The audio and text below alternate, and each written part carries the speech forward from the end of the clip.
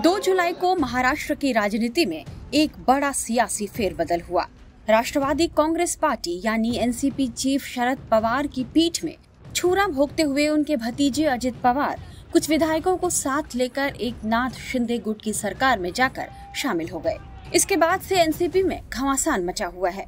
Deputy CM के तौर पर शपथ लेने के बाद अजित पवार ने साफ तौर पर कहा कि हम एनसीपी के रूप में ही सरकार में शामिल हुए हैं, किसी गुट के रूप में नहीं। हम आने वाला हर चुनाव एनसीपी के नाम और निशान पर ही लड़ेंगे। अजित पवार ने सख्त तेवर दिखाते हुए खुद को एनसीपी का अध्यक्ष भी नियुक्त कर लिया है और एक तरह से उन्होंने शरद पवार को उनके घर से ही बेदखल कर दिया है। एनसीपी पर कब्जे की जंग अब चुनाव आयोग की चौखट तक भी पहुंच चुकी है। शरद पवार के सामने अब अपनी ही बनाई पार्टी का नाम और निशान बचाए रखने की बड़ी चुनौतियां खड़ी हुई है। इससे पहले महाराष्ट्र में ठीक 1 साल पहले ऐसा ही एक और बड़ा राजनीतिक घटनाक्रम हुआ था।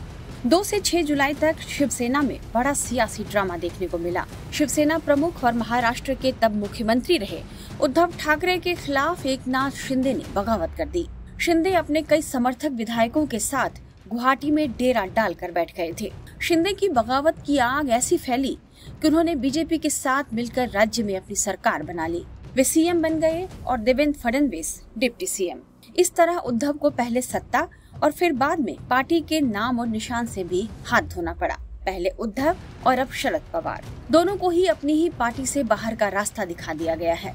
शिवसेना उद्धव ठाकरे के पिता बाला साहेब ठाकरे ने बनाई थी, जबकि एनसीपी की स्थापना शरद पवार ने खुद ही की थी। ऐसे में कहा जा रहा है कि पहले एकनाथ शिंदे और अब अजित पवार ने सत्ता हथियाने के लिए बिहार के बगावत मॉडल को फॉलो किया है। तो आखिर क्या है ये बिहार का बगावत मॉडल, जिसकी आजकल महाराष्ट्र के संदर्भ में बहुत चर्चा हो रही है? तो इसके लिए चलते हैं थोड़ा पीछे। बिहार की लोक जनशक्ति पार्टी के संस्थापक रामविलास पासवान थोड़े थोड़े बीमार रहने लगे थे। वे समय रहते अपनी राजनीतिक विरासत अपने बेटे चिराग पासवान को सौंपना चाहते थे। 2019 में उन्होंने इसकी आधिकारिक घोषणा कर दी और चिराग पासवान को राष्ट्रीय अध्यक्ष बनाने का प्रस्ताव पारित हुआ।